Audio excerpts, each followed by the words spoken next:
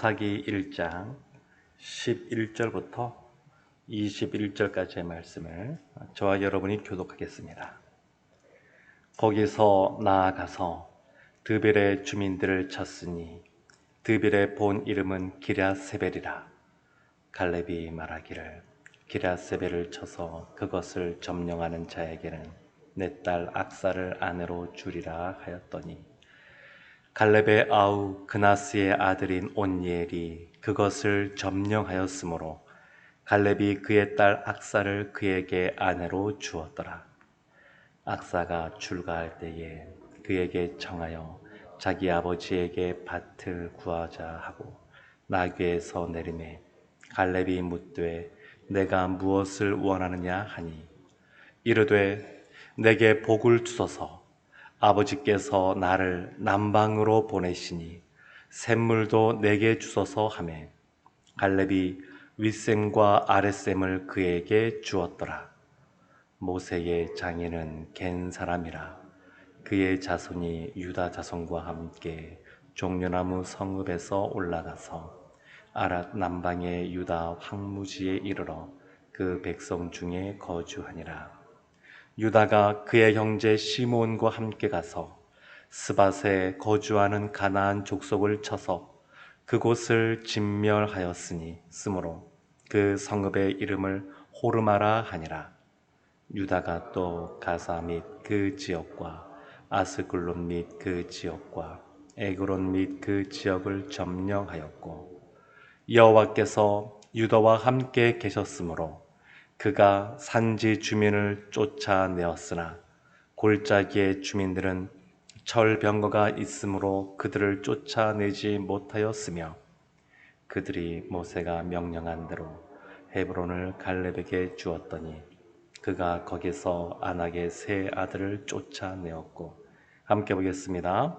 베냐민 자손은 예루살렘에 거주하는 여부스 족속을 쫓아내지 못하였으므로 여부스 족속이 베냐민 자손과 함께 오늘까지 예루살렘에 거주하니라. 아멘.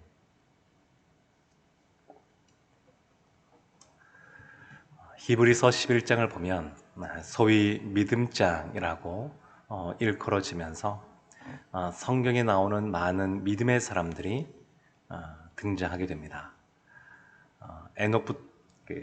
아벨부터 시작하여서 또 에녹, 노아, 아브람, 이삭, 야곱, 요셉, 또 모세도 등장하고, 그리고 그 뒷부분에 보게 되면 여러 사사들도 믿음의 사람으로 기록이 되어 있습니다.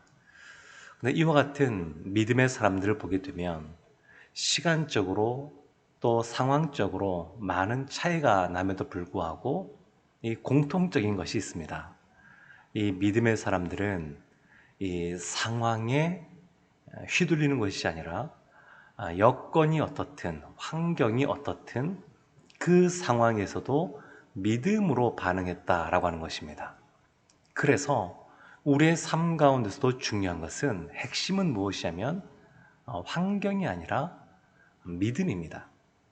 사사기의 말씀은 믿음이 얼마나 중요한지 우리가 환경이 아니라 믿음으로 반응해야 될 것에 대해서 이들이 실패한 이야기들, 부족한 이야기들, 그런 것들을 통하여 우리에게 참 많이 말씀하고 있습니다. 오늘 본문의 말씀을 보게 되면 유다 지파가 나오게 됩니다. 21절 맨 마지막에 베냐민 지파도 나오게 되지만 주로 유다 지파에 대한 이야기가 나옵니다. 이 유다 지파가 누가 먼저 올라가서 싸우리까 할 때 하나님이 유다 지파를 말씀하셨기에 유다 지파가 여호수아가 죽은 이후에 먼저 아직 점령하지 못한 그 땅을 위하여 나아가서 전쟁을 벌이게 됩니다. 그래서 아도니 베색을 만나서 그 베색 지역을 점령하게 되고, 그리고 나서 나오는 이야기가 뭐냐면 예루살렘도 나오지만 그 다음에 갈렙 이야기가 나옵니다. 근데 갈렙은 여호수아 이후에 하나님이 주신 이 헤브론 땅을 차지하는 것이 아니라 원래는 여호수아 14장, 15장에 그 내용이 기록되어 있습니다. 근데 이 유다 지파의 수장이었던 갈렙, 또 그 가문, 이들의 그러한 믿음과 전투는 유다 지파에게 있어서 굉장히 기념이 될 만한 아주 대표적인 그러한 사건이었고, 그리고 사사기에 다른 사건들과 또 다른 지파들의 이야기와 비교하여서 이들이 얼마나 믿음으로 살았는지 그것을 다시 드러내기 위하여 이 사사기 저자가 여호수아에 있는 이 갈렙의 헤브론 점령, 그 이야기를 여기에 다시 써놓은 겁니다. 10절 말씀 보면 이런 말씀이 있습니다. 유다가 또 가서 헤브론에 거주하는 가단 족속을 쳐서 세세와 아히만과 달메를 죽였더라. 헤브론의 본 이름은 기럇 아르바였더라. 기럇 아르바, 점령한 이후에 헤르본이라고 이름을 지었는데, 이 기럇 아르바, 이 땅을 85세의 갈렙이 점령을 하였습니다. 전투를 벌여서 이 땅을 차지하였습니다. 그리고 나서 또 다른 지역을 전쟁을 하게 되는데, 그것이 오늘 본문이 시작하는 11절 말씀입니다. 11절 말씀을 보면 거기서 나아가서 드빌의 주민들을 쳤으니 드빌의 본 이름은 기럇 세벨이라. 이것이 여호수아 15장에 나오는 내용인데, 이 드빌, 이 기럇 세벨이라고 하는 이 지역을 이제 치게 됩니다. 그때 갈렙이 먼저 앞장서 전투한 것이 아니라 전투를 할 사람을 자원을 받습니다. 그래서 자신의 딸 악사, 아마 미모가 있는 여인이 아니었을까 싶은데, 그 악사를 전쟁에서 승리하는 자에게 아내로 주겠다, 이렇게 말을 하게 됩니다. 그 12절에 보면 이렇게 나옵니다. 갈렙이 말하기를 기럇세벨을 쳐서 그것을 점령하는 자에게는 내 딸 악사를 아내로 주리라. 그래서 이 갈렙의 아우의 아들, 그러니까 갈렙의 이 조카인 온니엘이 아마 그 전부터 악사를 사모하는 마음이 있지 않았나 싶은데, 갈렙이 이렇게 말하니까 이때가 기회다, 그렇게 마음을 먹고 이 악사를 연모하고 사모하는 마음을 갖고 전쟁에 앞장서게 됩니다. 그래서 그 기럇세벨을 점령합니다. 이 온니엘이 그냥 악사만 보고 했다라기보다는 이 온니엘도 그의 삼촌이었던 갈렙처럼, 그리고 악사도 그의 아버지인 이 갈렙처럼 다 믿음으로 결단하고 이와 같은 행동들을 했다라고 하는 것을 볼 수가 있습니다. 악사는 보면 14절에 이렇게 나옵니다. 악사가 출가할 때에 그에게 청하여 아버지에게 한 가지를 구하는데, 그것이 뭐냐면 밭입니다. 밭을 구합니다. 그리고 나귀에서 내림에, 이것은 땅에 급하게 내린 걸 말합니다. 그냥 나귀를 타고 가다가 아버지를 만났으니까 아버지에게 나귀에서 내려서 인사할 수 있는데, 땅에 급하게 내려서 꿇어 경의를 표하면서 있으니까 이 갈렙이 이렇게 묻는 겁니다. 내가 무엇을 원하느냐? 이것은 의역이고요. 직역을 한다 그러면 너 도대체 무슨 일이냐? 이런 겁니다. 딸이 평소에 보이지 않던 일반적이지 않은 그런 모습을 보이는 겁니다. 급하게 나귀에서 내려서 땅에 무릎을 꿇고 엎드리니까 도대체 무슨 일이냐? 이렇게 묻는 겁니다. 그러니까 이 악사가 그렇게 말합니다. 아버지, 밭도 주셨는데 그 옆에 있는 샘도 주십시오. 이 밭이라고 하는 것은 어디냐면 이 유다 지역의 남쪽에 이 네게부 지역이라고 반 사막 지역 같은 광야가 있습니다. 그래서 물이 귀합니다. 밭도 귀하지만 물도 귀합니다. 그래서 그 밭과 함께 물을 달라고 하는 겁니다. 그래서 이 갈렙이 윗샘과 아랫샘, 그 샘물을 이 악사에게 주게 됩니다. 어제 보았던 이 아도니 베섹과 그리고 이 갈렙의 딸인 악사와 또 이제 사위가 된 이 온니엘을 보게 되면 그 행동하는 것이 분명하게 차이가 있습니다. 그 결과도 극명하게 대조를 이룹니다. 하나님께서는 지금 이 여호수아에 있었던 이 사건을 여기에 기록하면서 어떠한 길이 죽음의 길인지, 어떠한 길이 박과 샘을 얻는 생명의 길인지를 보여줍니다. 어떠한 길이 저주의 길인지, 어떠한 길이 축복의 길인지를 보여줍니다. 그러면서 이 유다 지파도 또 다른 이스라엘 지파들도 이와 같은 믿음의 삶을 살아야 되는데 그런 모습도 부분 나오지만 그러지 못한 안타까운 모습들을 이 사사기에서 드러내고 있습니다. 사랑하는 성도 여러분, 문제는 환경이 아닙니다. 이 헤브론 지역에 가서 싸움을 했던 갈렙도 믿음으로 전투를 한 것이고, 그리고 이 기랴세벨 지역을 점령한 온니엘도 믿음으로 전쟁을 벌인 겁니다. 여러 가지 군사적인 우위와 무기의 질과 또 여러 가지 훈련이 잘 돼 있어서 전쟁을 벌인 것이 아닙니다. 하나님이 약속하신 그 약속의 땅, 이 갈렙에게 주겠다고 하신 그 약속의 땅이니까 갈렙이 그 약속을 받은 지 45년이 지난 다음에 그와 같은 삶을 또한 수행한 것이고, 그리고 그의 아버지를 따라서 그의 딸 악사도 믿음으로 이와 같은 것들을 요구하고 또 내려가는 것을 볼 수 있습니다. 남방 지역이라고 해서 다 이미 전쟁이 다 끝나고 평안한 지역이 아닙니다. 이 온니엘과 이 악사가 그 남방 지역 본인들이 받은 그 땅으로 내려가면 또 여전히 수행해야 될 그런 전투가 놓여 있습니다.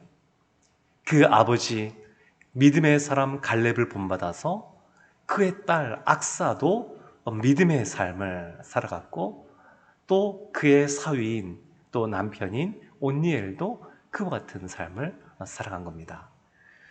16절을 보게 되면 또 다른 믿음의 사람들이 등장합니다.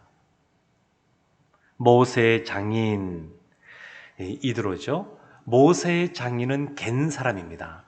근데 그 사람들이 유다 자손과 함께 종려나무 성읍은 여리고를 말합니다. 근데 거기에 올라갔습니다. 이미 여호수아가 요단강을 건넌 다음에 이 여리고 성을 다 초토화시켰습니다. 그렇지만 여기가 굉장히 중요한 지역이어서 다시 성을 재건하진 않았겠지만 이 지역에 또한 가나안 족속들이 다시 또 좀 모여 살았던 것 같기도 하고, 그리고 이 지역에 또 올라가는 것은 지리적으로 굉장히 중요한 의미를 담고 있습니다. 그래서 원래는 이방인이었던 이 겐 족속, 이드로가 속해 있었던 겐 족속이 시간이 지나면서 이스라엘이 된 겁니다.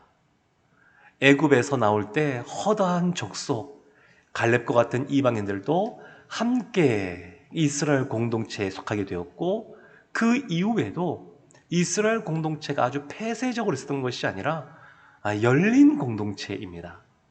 여기는 혈연 중심의 공동체가 아니라 언약 중심의 공동체입니다.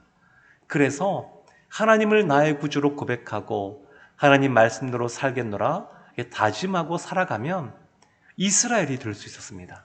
지금 이 겐 족속이 유다 자손과 함께 이스라엘이 되어서 거기에 거주하게 되었다. 믿음으로 자신의 삶의 터전들을 다 버리고 하나님을 쫓아 하나님이 허락하신 약속의 땅에 들어왔다라고 하는 것을 보여줍니다. 19절 말씀 보게 되면 지금까지는 그래도 믿음으로 행한 유다 지파의 이야기였다 그러면 19절은 안타깝지만 부족한 부분들을 보여줍니다. 19절 말씀에 여호와께서 유다와 함께 계셨으므로 그가 산지 주민을 쫓아내었으나 골짜기의 주민들은 철병거가 있으므로 그들을 쫓아내지 못하였으며.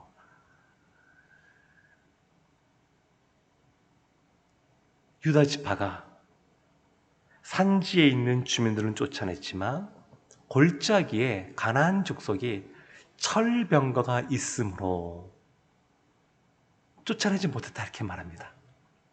저는 이 철병거 이런 거 보면 예전에 잠깐 보았던 주몽이란 드라마가 생각이 납니다. 그래서 이 철검을 만들기 위해서 그렇게 이런저런 우여곡절을 많이 겪는데, 그것은 철로 된 검과 청동으로 된 검은 비교가 안 되기 때문에 그렇습니다.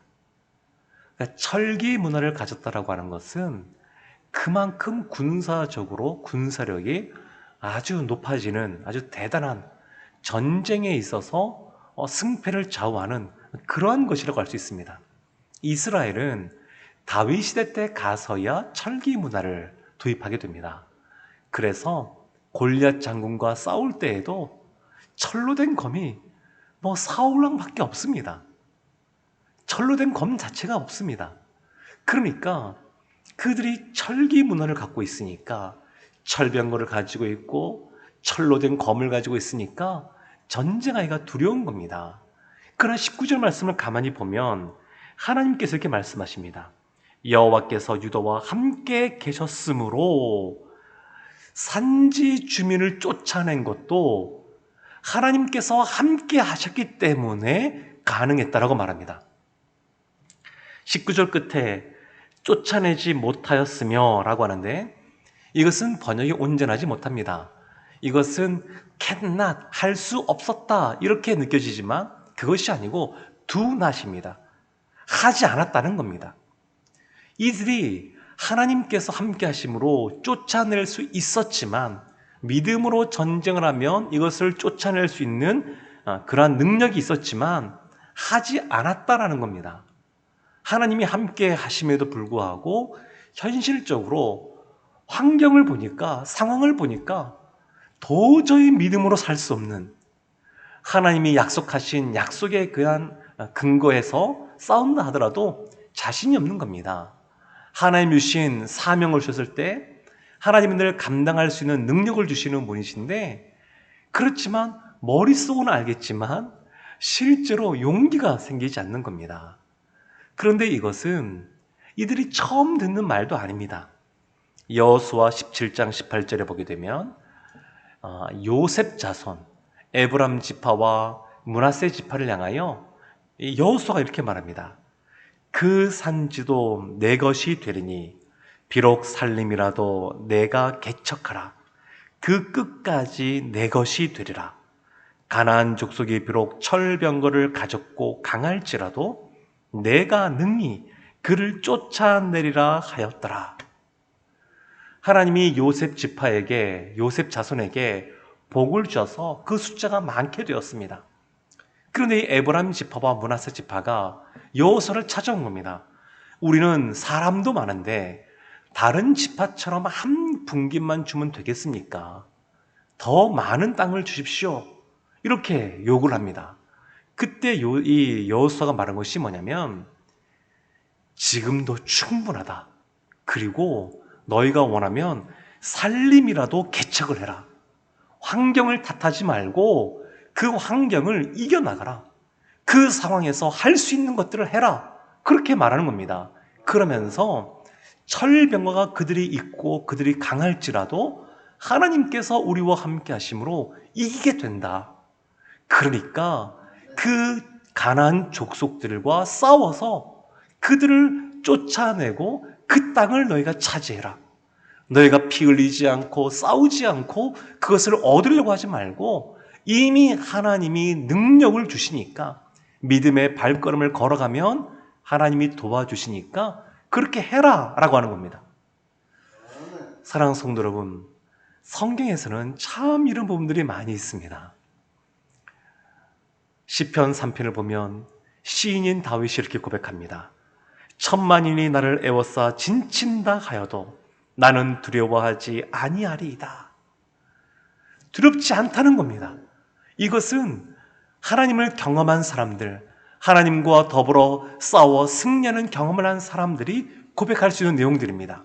그리고 작은 싸움부터 승리를 경험하면 주님이 주시는 그런 확신, 믿음이 더 커지는 것을 볼 수 있습니다. 그러면 더 큰 싸움도, 더 큰 사명도 감당할 수 있습니다. 하나님은 작은 일에 충성된 자에게 또한 많은 것을 맡기시는데 그 작은 일에 충성하는 것도 믿음이 있어야 가능합니다. 어떠한 사명이든 어떠한 싸움이든 주님 앞에 살아가는 하나님의 자녀들은 믿음으로 나아가야 됩니다. 21절 말씀 보면 베냐민 자손이 나옵니다. 베냐민 자손은 예루살렘에 거주하는 여부스 족속을 쫓아내지 못하였으므로 여부스 족속이 베냐민 자손과 함께 오늘까지 예루살렘에 거주하니라. 사사기 1장 8절에 보면 유다 자손이 예루살렘을 쳐서 점령하여 그 성을 불살랐다 그러는데 일부만 그랬던 것 같습니다. 여전히 그 예루살렘에는 여부스 족속이 살고 있었습니다. 언제까지 살았냐면 다윗이 통일 왕국을 이루자마자 행한 첫 번째 전쟁이 예루살렘 회복이었습니다. 그때까지 살아남습니다. 이 사사기 뒤에 보게 되면 아주 입에 담기도 참담한 사건들이 기록된 것이 있는데 그 중에 하나가 에브라임 지파의 한 레위 족속이 그의 첩을 데리고 내려가는 이야기가 나오는데 하루길로서는 이 예루살렘에서 머물러야 되지만 예루살렘에 여부스 족속이 있어서 더 내려가게 됩니다. 그래서 거기서 사건이 터집니다. 그러니까 이 예루살렘에 여부스 족속이 여전히 자리 잡고 있습니다. 군사적 요충지인 이 땅을 온전히 회복하지 못합니다. 하나님께서 말씀하셨음에도 불구하고 수백 년 동안 이것을 온전히 차지하지 못하고 내버려 두고 있는 안타까운 모습이 나타납니다. 사랑하는 성도 여러분, 사사기 오늘 본문의 말씀에서는 믿음의 길을 걸어가서 밭과 샘을 얻은 생명의 길을 얻게 된 이 온니엘과 악사의 얘기도 나오고 그리고 여전히 부족하여 믿음 없음으로 온전히 사명을 감당하지 못한 유다 지파와 베냐민 지파 이야기도 나옵니다. 하나님은 우리에게 환경을 탓할 것이 아니라 믿음으로 행하라고 말씀하십니다. 문제는 핵심은 환경이 아닙니다. 믿음입니다. 오늘도 믿음으로 삶을 살아가셔서 하나님이 주시는 생명, 축복, 은혜를 풍성히 받아 누리는 우리 성도님들 되시기를 주님의 이름으로 축원합니다. 아멘. 우리 시간 말씀 기억하며 우리에게 놓여져 있는 사명, 전투가 무엇인지 한번 돌이켜보기를 원합니다.